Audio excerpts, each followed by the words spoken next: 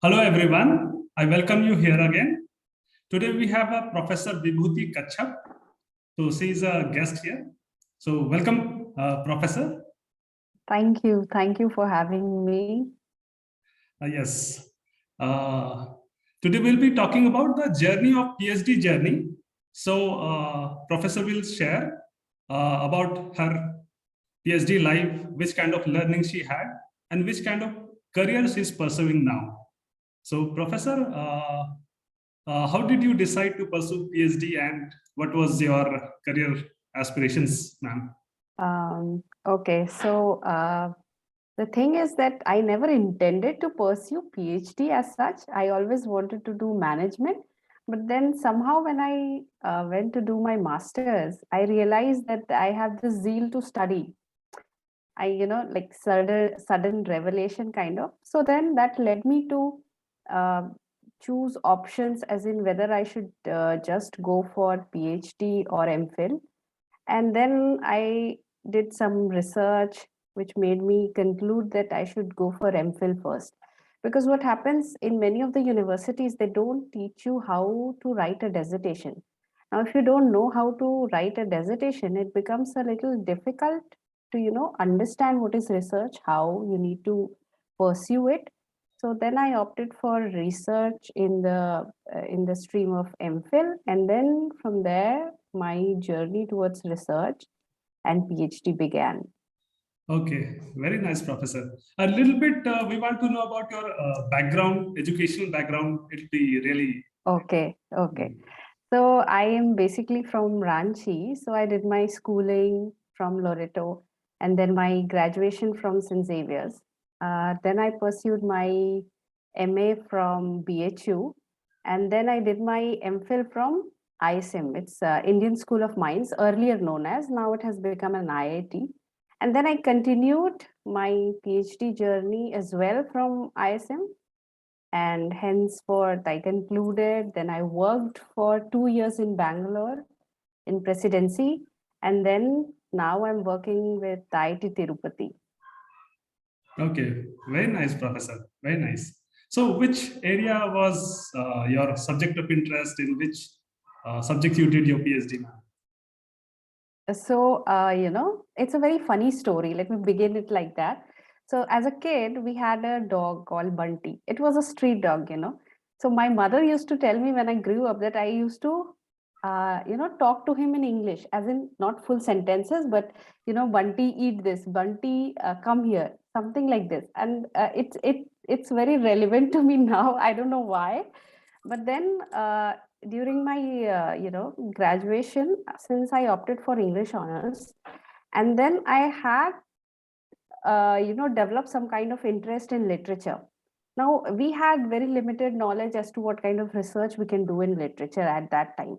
So when I went for my masters, I came across researchers who were working under specified guides. So every now and then talking to them how PhD life is, how research goes on. So there my this interest towards research grew. And then uh, after joining MPhil, we have this dissertation thing, research methodology classes where you will be taught about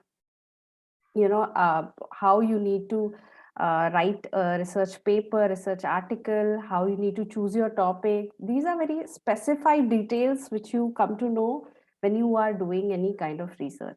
So from there, my interest towards dealing with literature perspectives, or you say research in literature, grew even more. So that is how I landed up doing my research. Okay. Yeah. Can you share what are the steps and what are the procedures when Um, institute or university, what is the procedure yeah. through which they select PhD candidates? Okay. So there may be out there a number of PhD aspirants or researchers, we can say. So there are two kinds. If you are opting for universities, as in like JNU, DU, BHU, or any other state universities, their process is a little different. as compared to IITs, NITs, or now we have triple ITs or IIMs as well. So basically, in most of the cases, they go for written exam. Maybe it will be objective, half objective, and subjective. But now in many places, as we saw this year, UGC has released that you need to have NET. They conduct, Okay. UGC conducts NET, CSIR also conducts NET for Okay. science people, science background people. So through that, you can get admission into an institute for your research. Now, if you are a JRF, UGC will pay you the amount, the scholarship, okay? Okay. If you qualify JRF, UGC is going to pay for you. Now, if you do not have a JRF, you just have a NET degree. In universities, they used to pay earlier 8,000, as I remember. Later, they increased to 12,000. But I'm not very sure at this moment. But in IITs or technical institutions, now I think they pay you some 35,000. That is your scholarship. So the process is nowadays it's changing. First of all, the shortlisting criteria will be your marks, and then it will be along with that, NET is a necessary criteria. Then they will go for interviews, and accordingly they'll decide as to you should be taken or not. Also, it also depends on the person who wants to take you under you, their research area. If your area and my area are like poles apart, then maybe they will not be very much interested to join. Also, cold emails help you a lot. Now, as a researcher, if you want to pursue, you can go around looking for the disciplines they work in, narrow areas that they have already worked in, and then you can approach them. Okay, but even before, students do these things nowadays. Okay. So even before going for interviews, you can approach, you can tell them, you can send them your research proposal, SOPs, stating whatever you are interested in. If it is in alignment with the area of the guy, it helps you a lot that way. Now at many places you will see that they have written tests. So in written tests, they will generally ask you questions that you have, objective mode. If it is objective mode, it will be somewhat related to the questions that come in NET and SET. They might ask you to write a small research proposal or the topic that you are interested in. So that is how they come to know how your knowledge is concrete in that area or not, in order to evaluate further. So this is the whole process that one goes through, to get into an institution to pursue PhD. Wonderful. That was quite informative. So Thank you. another question I want to ask is, which kind of opportunities those researchers have after completing their PhD work? Okay. So in humanities and social sciences, people generally, don't go for postdocs too much. But if you are from a science background, if you want to work as in terms of research, you always want to do only research and not teaching, then there are many institutes, like ISRO and all, where you can join as a scientist. You can do your research. That will be your work core. Next comes teaching. Okay, along with teaching, if you want to do research, you have these kind of institutions, as in IITs, IISER, IIMs. But if you solely want to do teaching, then you have colleges which are affiliated to universities. Many of them join as analysts in companies. Even after doing PhD, they join their R&D department, research and development. There are many companies who offer these jobs to such people. So these are also the opportunities other than teaching, if they want to pursue these fields. Wonderful.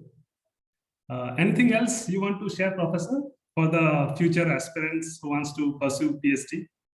Okay, so people who are, aspiring to work in the field of research, any kind of, be it humanities or be it, science or technology, the first and foremost thing is that you need to know if your calling is as a researcher, because what happens at times, people do their research and leave it midway because they find it very difficult, or there may be other constraints as well. So having that mental ability to stay strong and fit until those 5 to 6 years is very important. So one should be mentally prepared for that. Secondly, there will be challenges as such, when you need to publish papers, and this is a very tiring process. As a researcher myself, and in institutions where they require some QS ranking journals, Scopus Index, or these kind of, so you need to do rigorous kind of writing and research. So all those who are aspiring, I would suggest to them that from the first day itself they should start researching on journals. That is one very important Okay. thing. People miss out these details. These are very minute details. Even the guide will not be helping you out with these things. So search, talk to your seniors who are already working in your area, if they can be of some help to you, and start writing as soon as possible, because it takes even 9 months, sometimes a year, when they reject your articles, and they'll not even give you a proper feedback as to why they have rejected your papers. So these are some scary things which are there, but I don't want the aspirants to be scared. But these are some, realities which you will be facing. But overall, if you are strong-headed and you are aspiring to be a researcher, then welcome to the world of research. That's all I would like to say. Thank you so much, Professor. Thank you so much for sharing your learning experience and giving us time. Thank you so much. Thank you. Thank you for having me.